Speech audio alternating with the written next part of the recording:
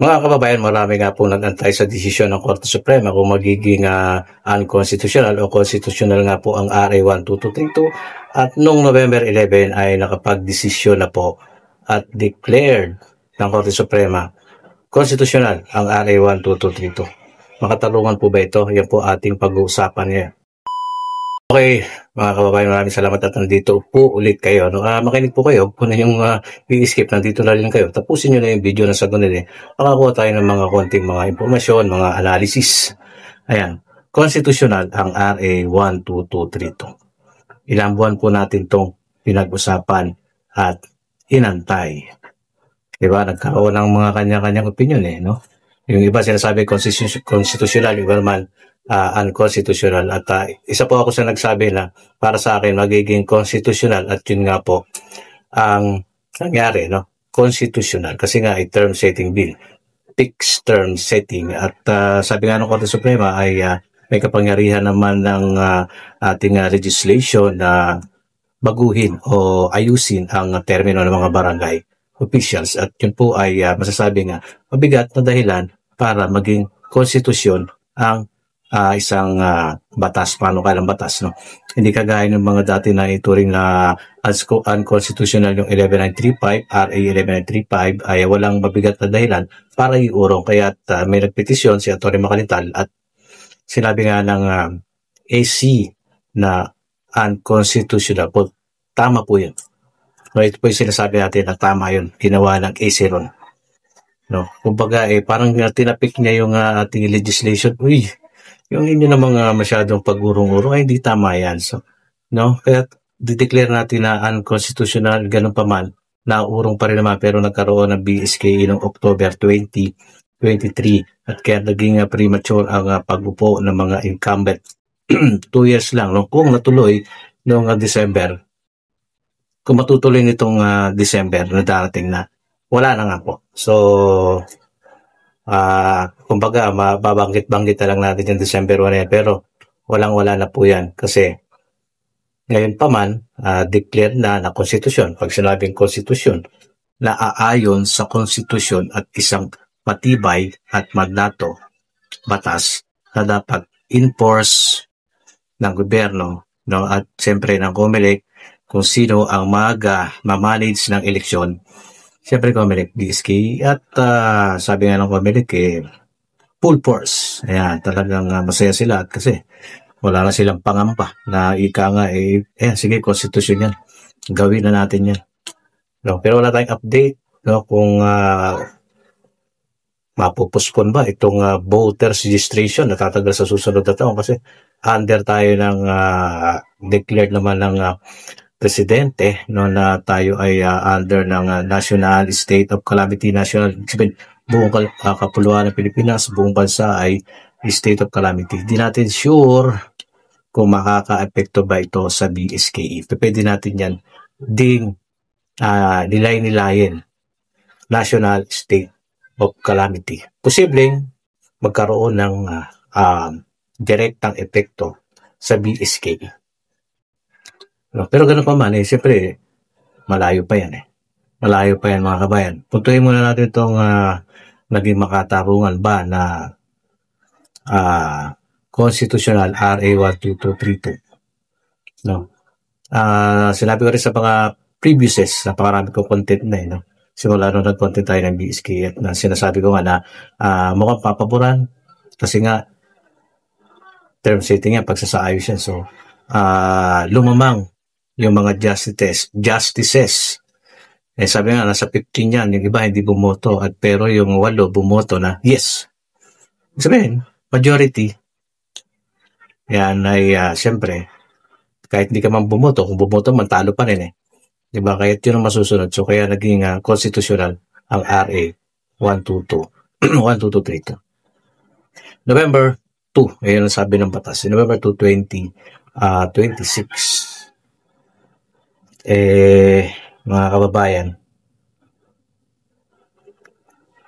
pwede po ninyong, pero na po siguro kayo mga kopya, yung mga barangay officials yan ng RA 1223. Basahin po ninyo yung mga provision doon lahat, no? Provision, saka yung mga ilang section yan Di po ba para na ganun, ay ma-review po natin, ma-review po ninyo, especially kayo mga barangay officials, kailangan nyo yan. Mga lalong-lalo na siyempre kapitan. Karon din, mga barangay kagawad. Kasi dapat pamilyar po kayo sa mga batas.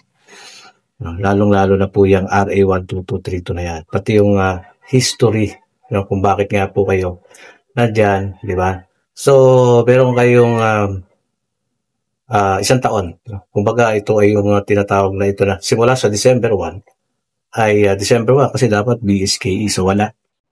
Ibig sabihin nun, patong ng December 1, December 2, hanggang susunod na taon ay holdover na capacity na kayo. So, parang na-extend na kayo.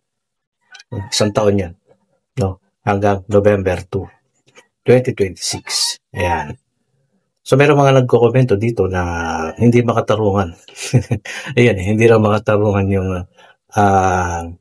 itong RA 12232. So, para sa akin naman, ituring nyo lang makatarungan yan. Kasi nga, ito na nga po yun eh. Lagi natin sinasabi nung makaraan na pag hindi pa naging konstitusyon yan, mas magulo po yun.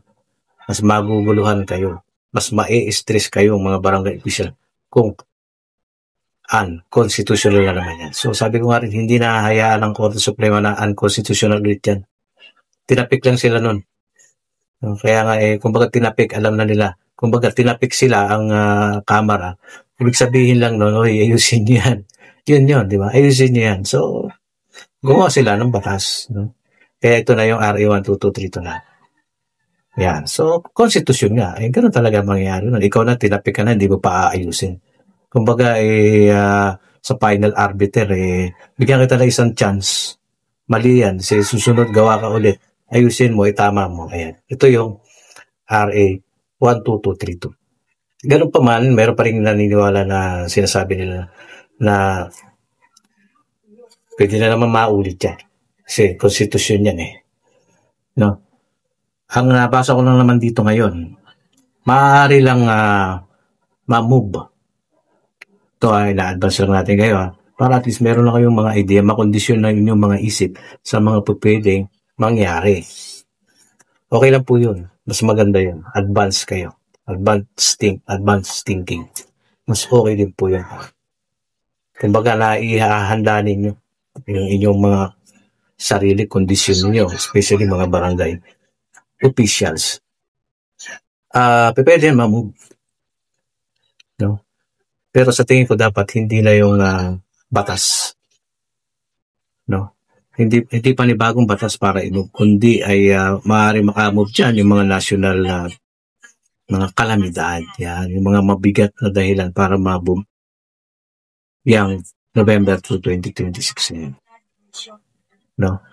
Mga ganon, mga kalamidad, mga pandemic. No? So, para sa akin yun ang pwedeng dahilan. Pero kung panibagong batas, kasi ang paniniwala ko nga dito ay fix na Fix na to. Hindi na pwedeng baguhin yan. Hindi na pwedeng baguhin yan. Ngayon, kung halimbawa lang kung hindi matutuloy ng November 2 dahil nagkaroon ng, yan nga, yung national calamity, halimbawa lang po. No? So, dapat synchronize yan. Pag hindi yan natuloy ng November 2026, ang gagawin nila dyan, hindi year 2027, hindi 2028, hindi rin 2029. Kundi ang susunod na BSKE, pag hindi pa yan natuloy sa November 2026, ang kasunod niyan, 2030. Yan, papatak sa nakikita ko. Bakit? No? Kasi para di maapektuhan yung 4 years, kailangan yan sakto ang pag-upo. Yun lang sa pagkaintindi ko, 2026, 27, 28, 29, 30. So pag hindi pa natuloy ng 2026, at mayroong mga nabigat na dahilan ng 2026, alanganin ng 2027, magiging premature na naman ang mga hindi na naman masusunod yung kanilang mga termino. Di gagawin na lang nilang 2030. Nais nyo lang po, ano lang, punto de vista lang yun. Ibig sabihin, hindi yung mangyayari. Hindi siguradong mangyayari. Kapag, kasi dito sa sitwasyon, pinag-uusapan natin yun, nag-advance thinking na tayo. This is, okay lang naman po yun. ganun lang kasi ako mag-isip talaga. Kahit nung ako po yung nag-aaral. So, mahilig ako mag-analyze ng mga bagay na ganito ang mangyayari. Kasi nga, nung ako po yung nag-aaral na alam pa, di naman po sa pagmayabang. Paano, honor student tayo, no? Tapos, madalas, tayo ay class president sa kolehiyo. Ganun, siyempre. Alam nila yung, pag ako kasi nag-isip, ganun. So, ito, parang ina-apply ko lang naman po dito, no? Yung po pwedeng mangyari. Pwedeng pag-usapan. Pwedeng magbigay ng kuro-kuro at opinion. Dahil, pwede po talagang mangyari. Hindi po imposible. Kaya sabi ko sa inyo ngayon, hindi porket may batas na yan, yun na. Nakita niyo naman yung mga pas, Nakita niyo yung pas, mga batas na yun, Nasunod ba lang talaga ng 100%? Hindi. So, hindi porket constitutional yan, yan yan. Kaya kung hindi papatak ng 2026, 2030 ang kasunod yan. Sa nakita ko lang. So, makatarungan naman yan. Dapat na talaga na gawing constitutional na yan, mga kababayan. Para hindi 2 years na nangyayari. No? Postpone, pangit pakinggan, postpone talaga. Pag postpone yan, may mga mag-petition talaga yan. No? Kaya lang, siyempre, kinatigan ng Korte Suprema kasi nga term setting na ito. Okay? So, sa mga bago, mga bago na papadala sa ating channel, please, comment din kayo para sali kayo sa comment section yung inyong salubin. Tapos, pa-share ng video. Tapos, subscribe na rin po kayo para pag may mga bago, nagiging updated po kayo. Okay, hanggang dito lang. Maraming salamat po muli. God bless you all.